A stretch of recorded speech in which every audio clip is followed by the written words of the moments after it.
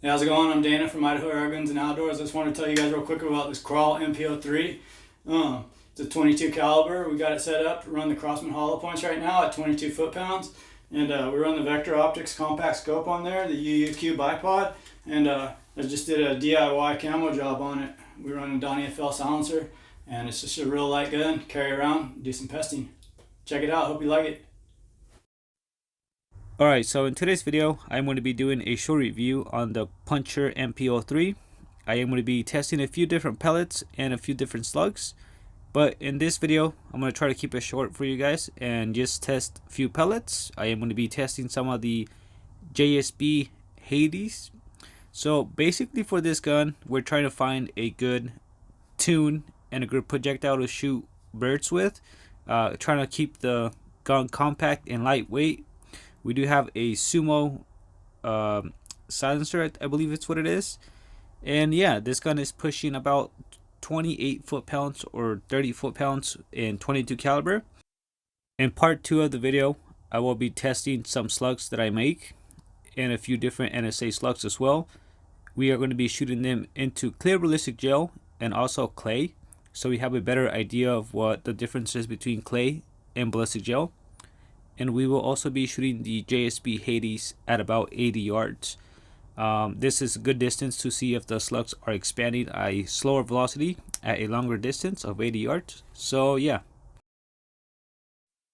Just shot a 5-shot group out to 50 yards using the JSB Hades 16 grains. So there's my target all the way down there. Let's go look at it.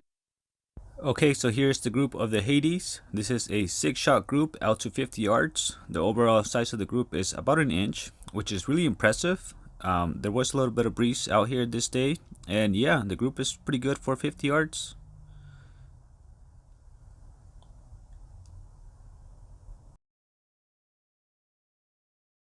Alright, so I am going to be shooting 75 yards. I do have a little bit of breeze that comes and goes. So let's take that into account. I am shooting the 22 caliber Hades. They are 15.8 grains, so they're pretty lightweight to be shooting out to longer distance at a slower velocity. So we are going to get some windage affected on the group, but you know, I want to get an idea of what this gun can do out to 75 yards, and if the groups are kind of impressive, then we will be able to push them out to 100. Like I said, I am going to be testing some slugs out of this gun. They're going to be kind of lightweight, kind of. So yeah, let's see what the Hades can do at 75 yards. I'll try to do my best to make this gun look good. So yeah, let's see. See how many shots I have left. I have 3 shots left, so I'm going to reload the magazine. And this will be, I'll do a 5-shot group, 2 5-shot groups out to 75 yards, so we can have 2 different groups, and you know, try to see how the groups come out.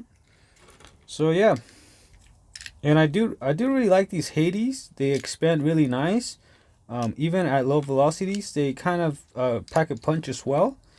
So yeah, the only thing I don't like about them is on like a 5-mile-an-hour wind gust or something like that, they do get pushed quite a bit by the wind, so they may not be the best for long range hunting, but for closer distance I think they're pretty good.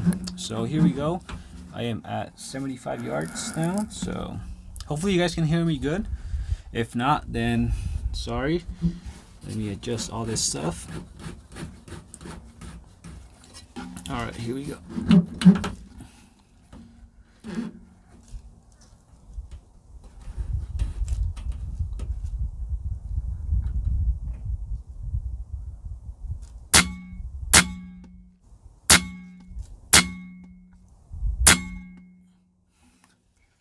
I think the group is more than good, more than acceptable. For hunting pigeons or birds or pesting, I think the group downrange would be pretty good out to 75 yards. I'm going to take one more group so we can kind of have 2 groups and see what the difference is between them. So let me make one more group.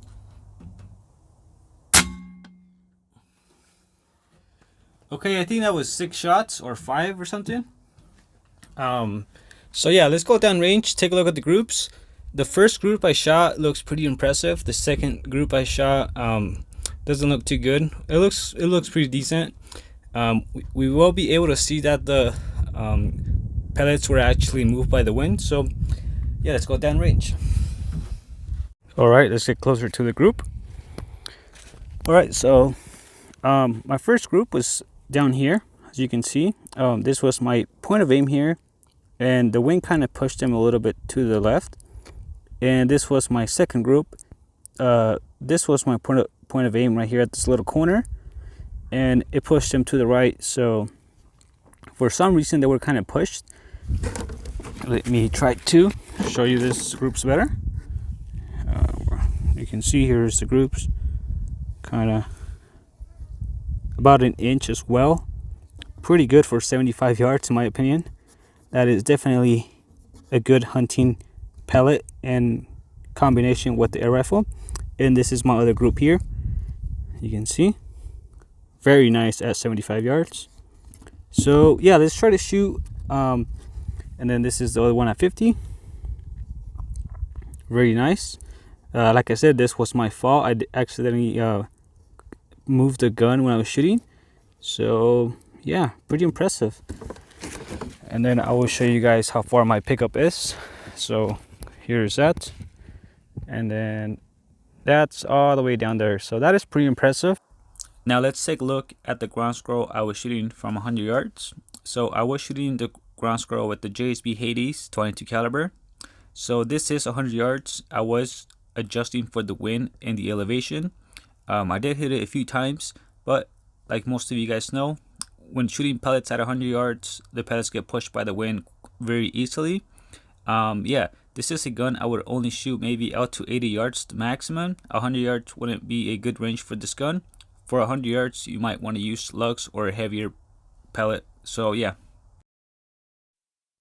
Alright, thanks for watching. In part 2, we'll be testing the homemade slugs versus the NSA slugs. We will be shooting them into clear ballistic gel and clay. So yeah, stay tuned.